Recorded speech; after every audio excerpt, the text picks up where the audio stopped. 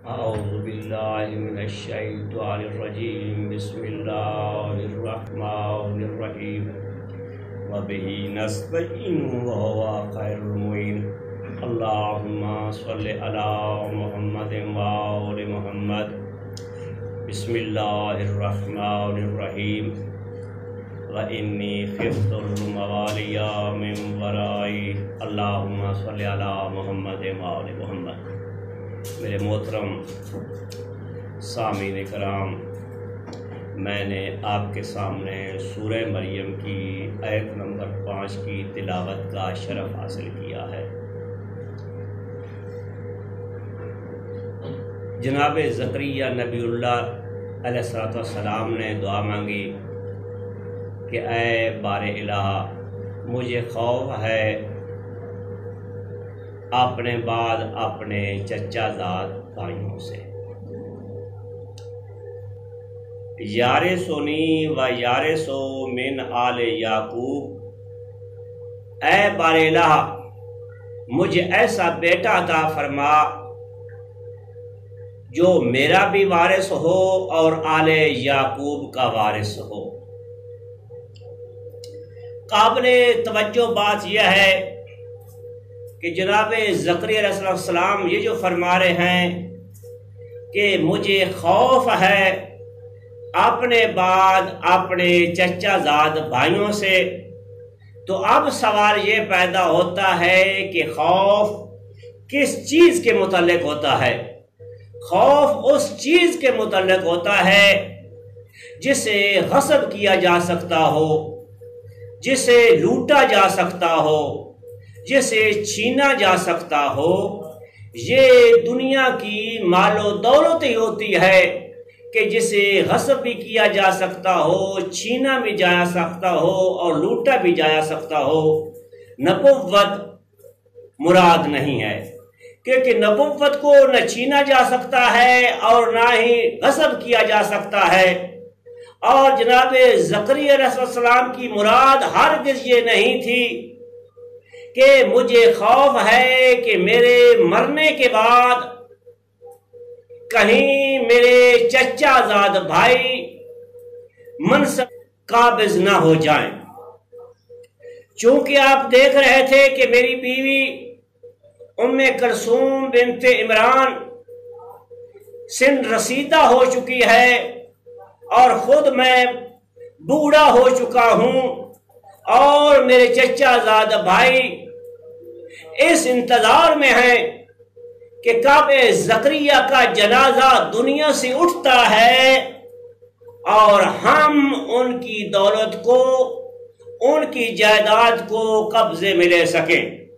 اور آپ کو یہ فکر لاحق ہوئی کہیں یہ میرے فاسق فاجر اور ظالم چچا زاد بھائی میری پاکیزہ مال و دولت پر قابض ہو کر کہیں فسق و فجور میں خرچ نہ کر دیں، اور اسی لیے دعا میں فرمائی اے اللہ مجھے ایسا بیٹا عطا فرما جو میرا بھی وارث ہو اور آل یعقوب کا وارث ہو۔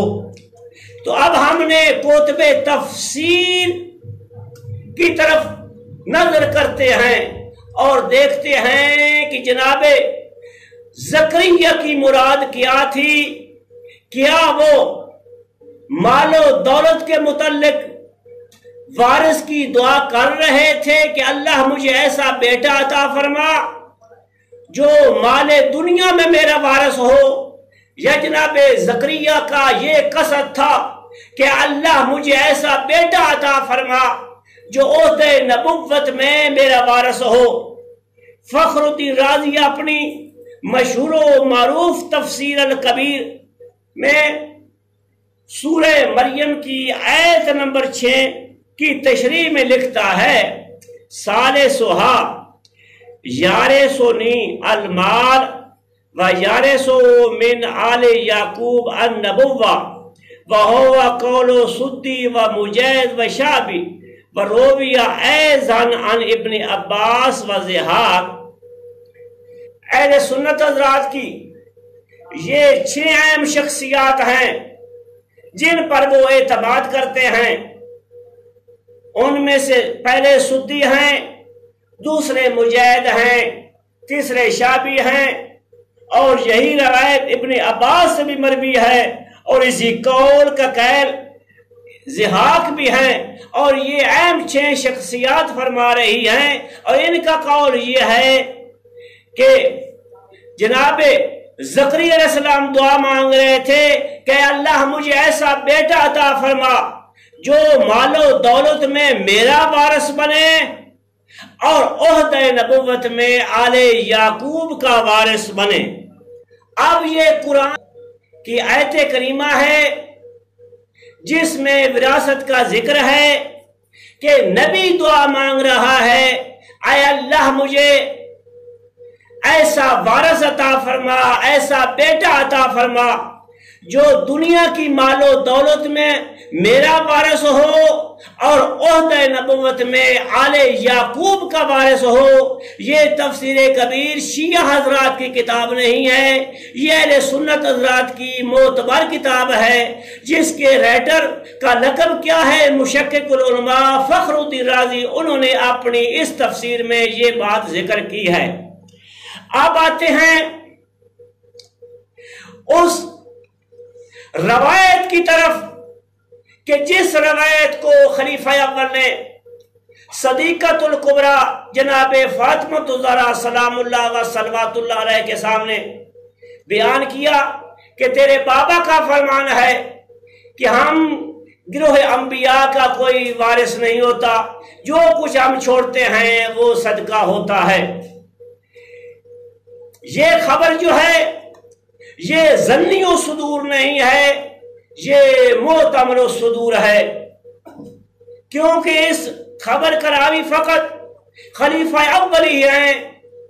خلیفہ اول کے علاوہ اس روایت کو نہ کسی صحابی نے نقل کیا ہے، نہ ہی ازواج نبی میں سے کسی نے نقل کیا ہے، نہ ہی اہل بیت اطہار میں سے کسی نے اس روایت کو نقل کیا ہے۔ اب روایت کی 2 قسمیں ہیں، ایک ظنی و صدور ہوتی ہے، ایک معتمر و صدور ہوتی ہے۔ جو معتمر و صدور خبر ہوتی ہے اس کا درجہ جو ہے وہ ظنی و صدور سے پست ہوتا ہے۔ اور پیغمبر اعظم کیا فرماتے ہیں کہ جب کوئی روایت قرآن کے ساتھ ٹکرا رہی ہو تو اسے قبول نہ کرنا، اسے دیوار پہ مار دینا، وہ جھوٹی روایت ہے اور میری طرف خواہ مخواہ منسوب کی جا رہی ہے۔ تو جب ظنی و صدور قرآن کے مقابلے میں قابل قبول نہیں ہے تو معتمر و صدور روایت کو کس طرح ایک مبنی قرار دیا جا سکتا ہے کہ نبیوں کا کوئی وارث نہیں ہوتا۔